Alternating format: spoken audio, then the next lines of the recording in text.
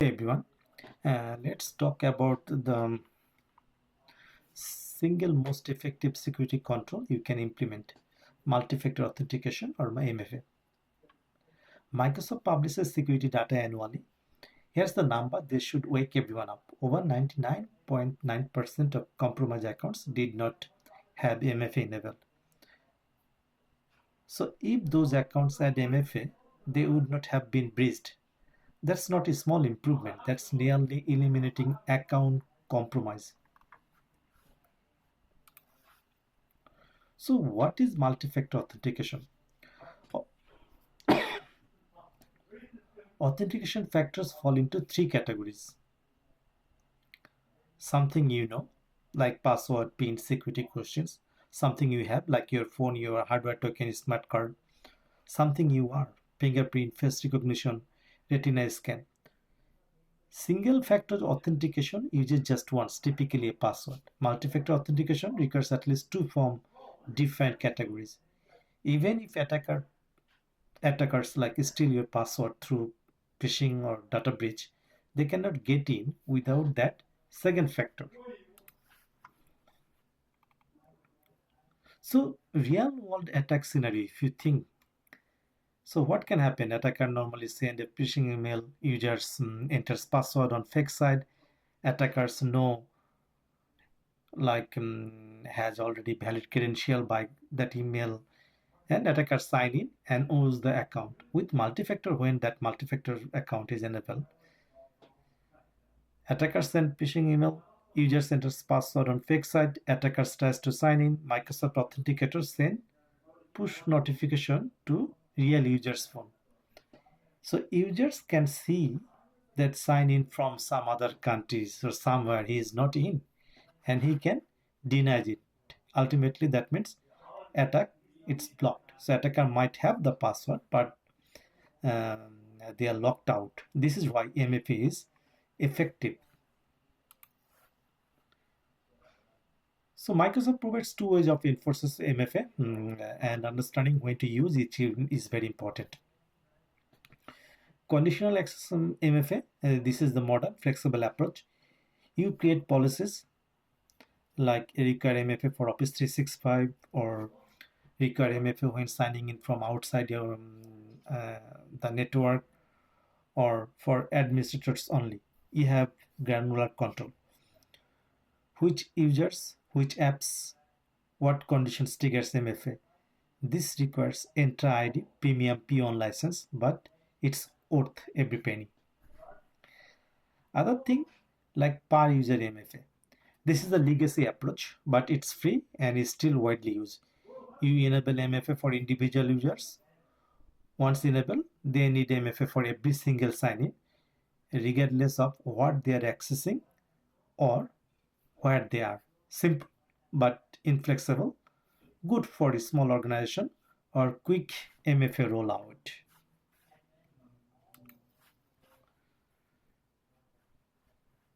So not all MFA methods are created equal from the strongest to weakest. There are different ways like security keys, physical hardware tokens like YubiKey, phishing resistance, the gold standards cannot be intercepted remotely. Then there is a Microsoft Authenticator app. There is a SMS or phone call options. Also, email. Yeah, it's a weakest option. If email is compromised, attackers can intercept codes. There is other ways like security questions. You can also set that up.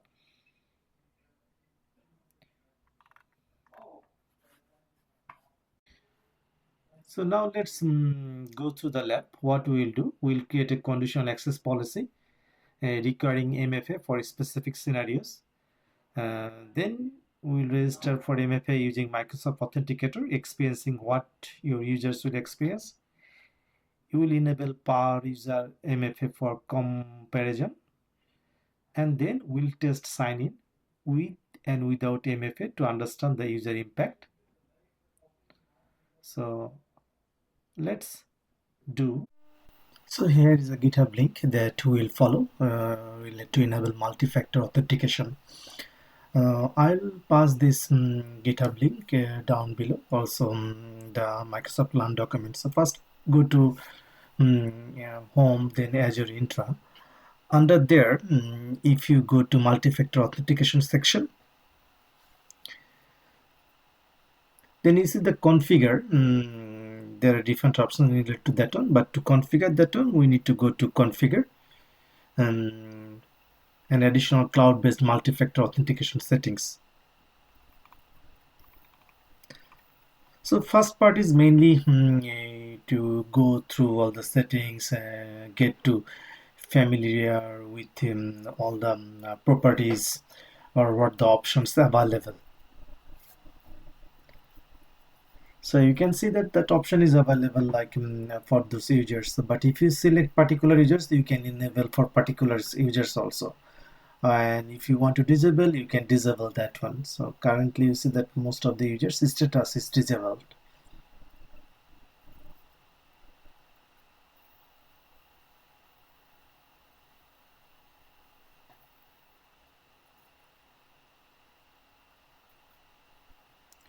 Now if we go to set that up, go to conditional access, and there is a policies. So click tab, then create a new policy, select new policy.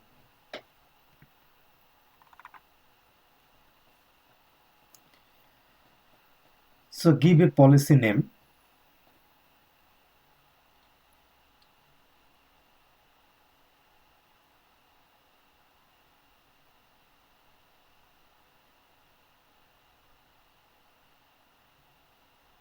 You can give any name that you want, because I'm following this document, so I'm just getting that name from there and adding that value there.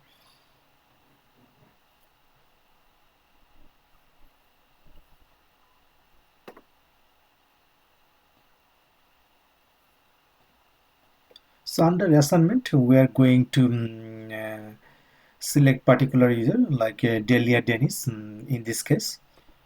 So select users and groups, then underneath select users and groups, search for name Delia,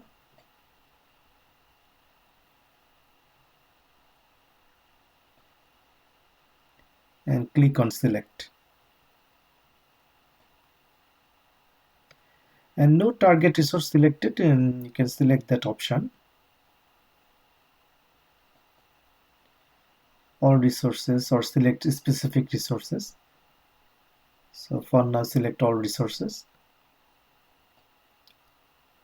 And always, just as you know that cloud console is live, so many times when you follow the document, you may not get the edge of document, so you have to go through the options available. They can switch button or swap with other options.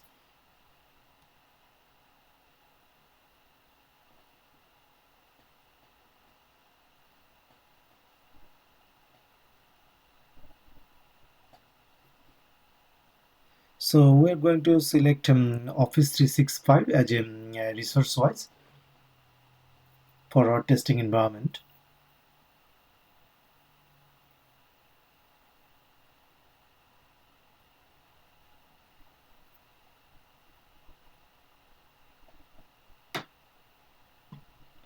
Okay, I missed that one. So I have to use that grant or session other options available.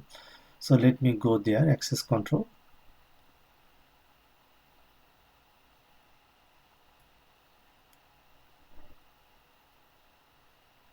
So require multi-factor authentications to set that up. Checkbox, enforce MFA.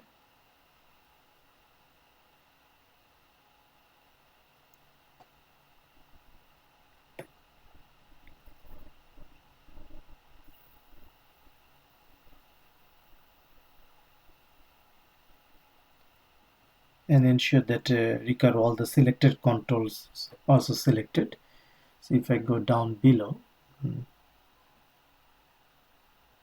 here is a multiple controls, require all the selected controls and select. Oh, I did not select that one. Okay, let's go back.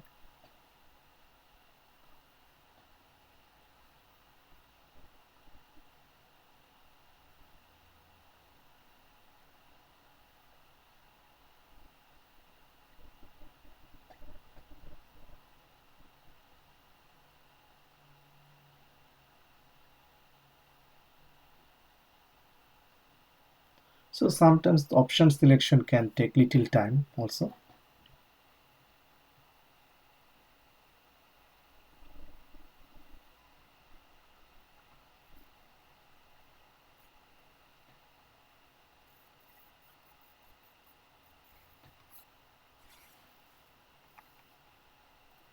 So now let's connect him to a separate session or incognito into private window as a Delia user Delia, and it's giving you the message to set up MFA.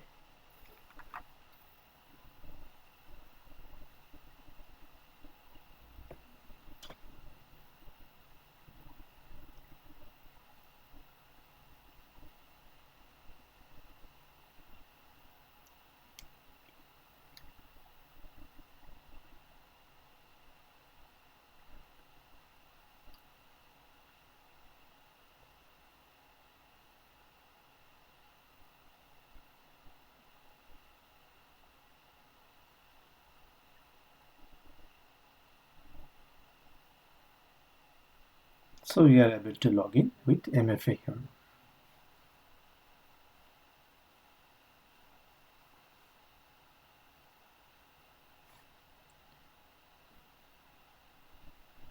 Now next is configure MFA to be for like a per user.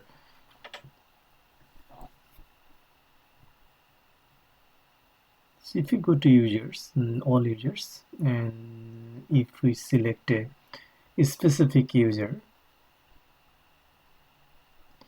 from that one you can see that there is option for ellipsis like a AF per user MFA.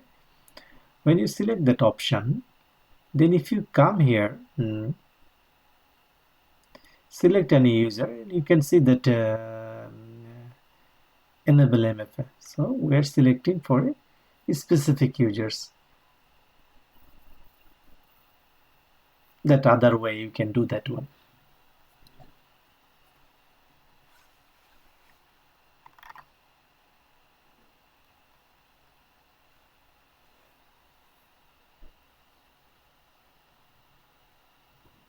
So here you can see the status is enabled.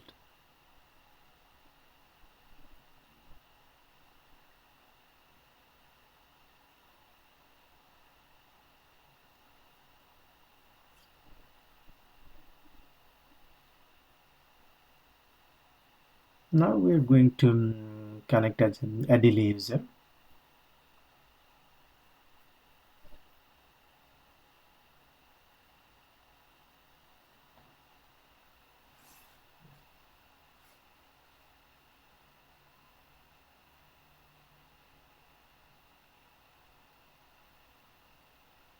And we can see that we have to set up MFA for this user for logging in.